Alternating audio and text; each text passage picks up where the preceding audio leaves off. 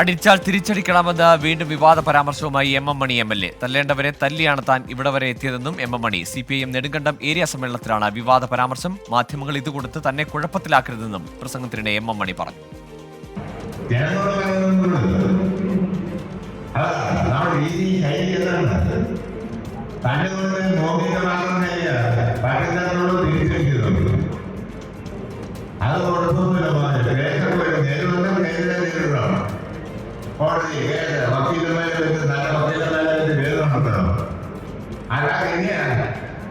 ഇതൊക്കെ ചെയ്താണ് ഞാനൊക്കെ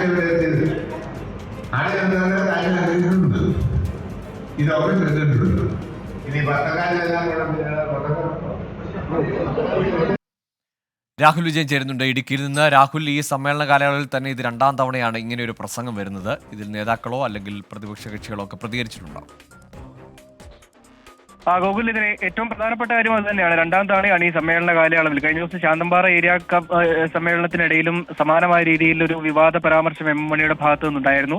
ഇന്ന് നെടുങ്കണ്ടം ഏരിയ സമ്മേളനത്തിന്റെ പ്രതിനിധി സമ്മേളനത്തിലാണ് ഇത്തരമൊരു പരാമർശം വീണ്ടും ആവർത്തിച്ചിരിക്കുന്നത്. അടിച്ചാൽ തിരിച്ചടിക്കണം. ഇതുവരെ താനും പലരെയും തല്ലേണ്ടവരെയൊക്കെ തല്ലിയാണ് ഇതുവരെ എത്തിയിട്ടുള്ളത്. അടിച്ചിട്ട് തിരിച്ചടിക്കാതിരിക്കുന്നതല്ല നിലപാട്. എന്തെങ്കിലുമൊക്കെ കേസ് വന്നു കഴിഞ്ഞാൽ നല്ല വക്കീലിനെ വെച്ച് കോടതിയിൽ അത് വാദിക്കണം എന്നുള്ളതും എം എം മണി ഒരു ഉപദേശം പോലെ പ്രവർത്തകർക്ക് കൊടുക്കുന്നുണ്ട്. മാധ്യമപ്രവർത്തകരില്ല എന്ന നിലയ്ക്കാണ്, അല്ലെങ്കിൽ അവിടെ ഉണ്ടായിരുന്നില്ല എന്ന് കരുതിയാണ് മണിയാശാൻ ഇത്തരമൊരു പരാമർശം അല്ലെങ്കിൽ ഒരു വിവാദ പ്രസംഗം നടത്തിയത്. എന്തായാലും അതിനുശേഷം മണിയാശാൻ തന്നെ പറയുകയും ചെയ്തിട്ടുണ്ട്, ഇത് കൊടുത്ത് വെറുതെ കുഴപ്പത്തിലാക്കരുതെന്ന്. ശരി, രാഹുൽ വിജയനാണ് ഇടുക്കിയിൽ നിന്ന് വിവരങ്ങൾ നൽകിയത്.